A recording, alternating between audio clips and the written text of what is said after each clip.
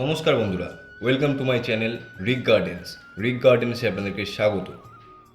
আমরা যারা শহরে থাকি তাদের বাড়িতে ছাদ ছাড়া সাধারণত আর কোনো জায়গা থাকে না যেখানে আমরা বাগান করতে পারি। বসত বাড়ির ছাদে আমরা নিজেরাই যাতে কিছু ফল, ফুল ও শাকসবজি চাষ করতে পারি, সেই জন্য আজকের এই ভিডিওটি।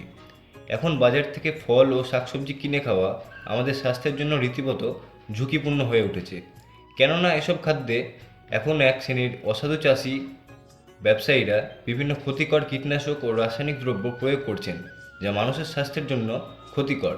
তাই নিরাপদ ফল ও সবজি খাওয়ার জন্য আমাদের বসতবাড়ির ছাদে কিছু ফলের গাছ লাগিয়ে ও সবজি চাষ করে আমরা খেতে পারি।